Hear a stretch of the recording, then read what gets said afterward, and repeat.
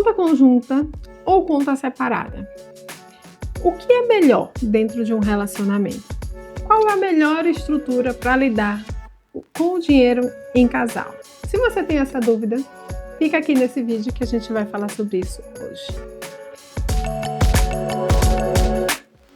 Eu sou a Ariane Cedrais e esse é o canal Contos Comigo.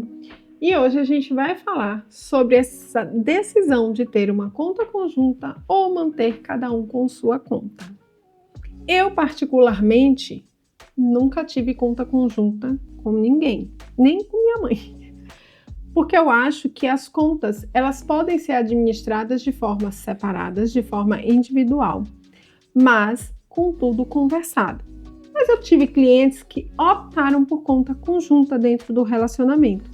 Esse vídeo vai ter um monte de exemplo para você tomar a sua decisão por si só, porque não existe qual é a melhor forma geral, existe qual é a melhor forma que funciona para vocês como casal, que em casa funciona bem as contas separadas.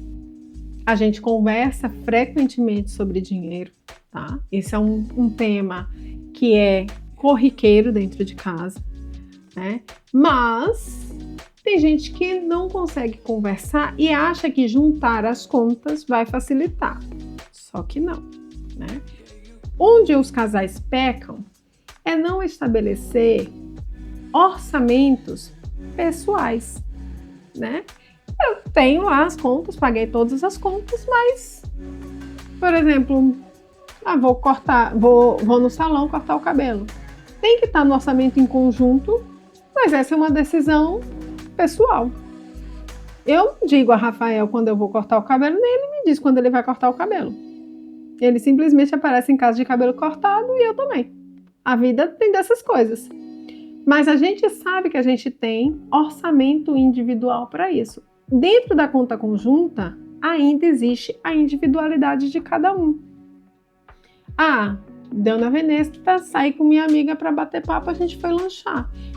Eu não quero dar esta explicação. Eu simplesmente vou ter aquele limite de gastar comigo. Porque imagine você ter que justificar todo o real que você usa para outra pessoa. Não é ruim? Acaba criando muito mais conflito. Porque você, nas suas despesas individuais, o seu corte de cabelo, o meu corte de cabelo é R$170. O de Rafael, é quanto, Rafa, teu corte de cabelo? 80. Aí eu vou dizer a ele, aí não dá pra você. Ele vai dizer, você vai ter que cortar onde eu corto. Olha a diferença, R$90.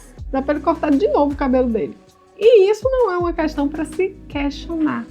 Isso, às vezes, gera muito mais intriga do que qualquer outra coisa. Vou dar um exemplo. Eu tive um casal cliente em que um queria a conta conjunta e o outro não queria a conta conjunta. Então, era um impasse dentro do relacionamento. Quando eu questionei a quem queria a conta conjunta, por que você quer a conta conjunta? Porque eu acho que a outra pessoa gasta muito mais com futilidades do que eu. Então, ele viu como uma forma de controle a conta conjunta. Só que aí gerou uma outra questão dentro do relacionamento. A desconfiança e as questões das picuinhas por pequenas contas. Aí a gente chegou no seguinte modelo. Quer ter uma conta conjunta para quê? Para a gente dividir igual as despesas de casa. Para não ficar tendo que pagar. Quem vai pagar a conta de luz? Quem vai pagar a conta de água? Quem vai pagar a internet? Eu queria botar tudo isso no débito automático. Então, criamos uma conta conjunta para as contas fixas que dava para botar débito automático e cada um no dia que recebesse o salário iria colocar o valor correspondente àquelas contas na conta para que fosse debitado de forma automática. Por que a outra pessoa não queria a conta conjunta? Porque era uma pessoa que gostava mais da liberdade e tinha menos controle financeiro. E não queria que a outra pessoa ficasse preocupada com as embananações pessoais. Então, era uma preocupação não de esconder, mas uma preocupação de não transferir a preocupação para outra pessoa. Tem preocupação demais aí, mas aí, vocês entenderam, né? Era uma questão de proteção, de dizer, não, eu não quero que você fique angustiado porque eu tenho uma despesa maior em alguns meses por conta da variação do trabalho que não queria passar para o outro. Então, a coisa só se resolveu na conversa.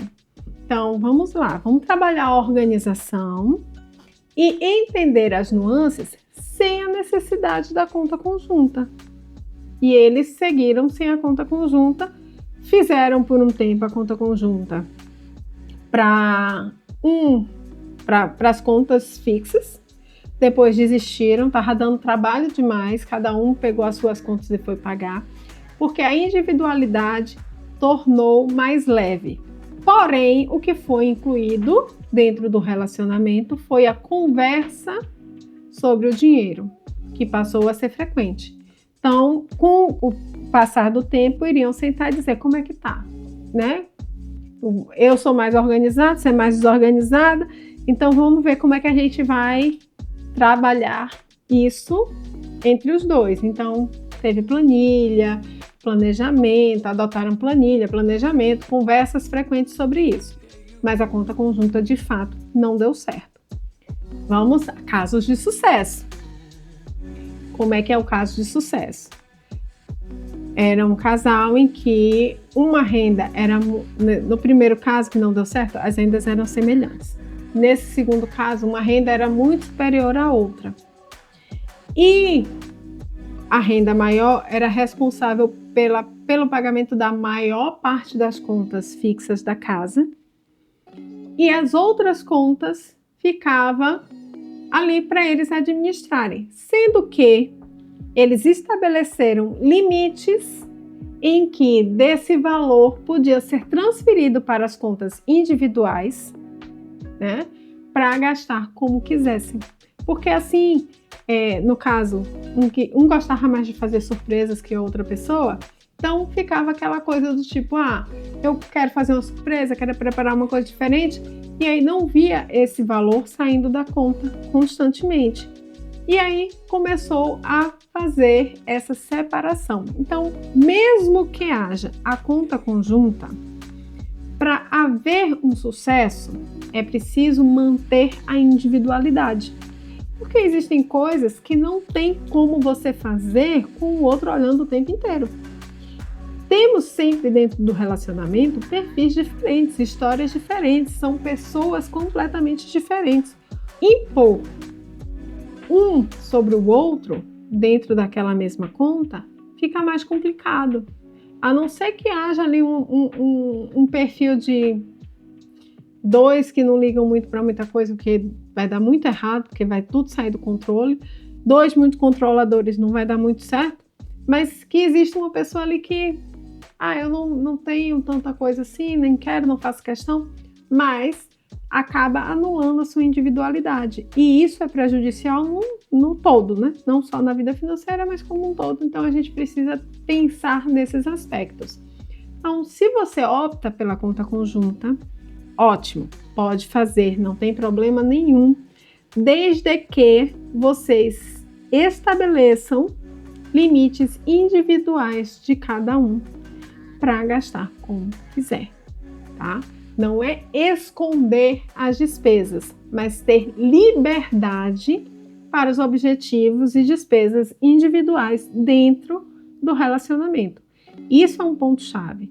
Independente se a conta é conjunta, se a conta é individual, se a conta é física, digital, o que quer que seja, o que não pode faltar é conversa dentro do relacionamento. É ter uma comunicação fluida sobre esse assunto sempre.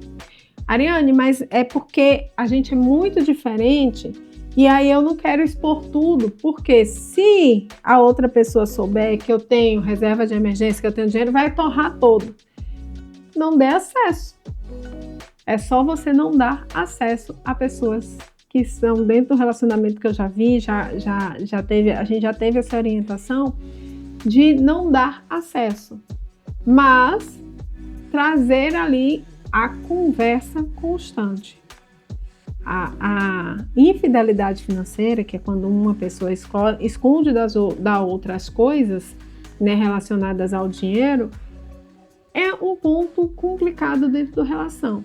Então, se vocês têm questões diferentes que precisam de fato trabalhar, trabalhem isso, terapia, ou entenda melhor o histórico daquela pessoa para que a coisa aconteça de forma fluida, sempre dentro da conversa.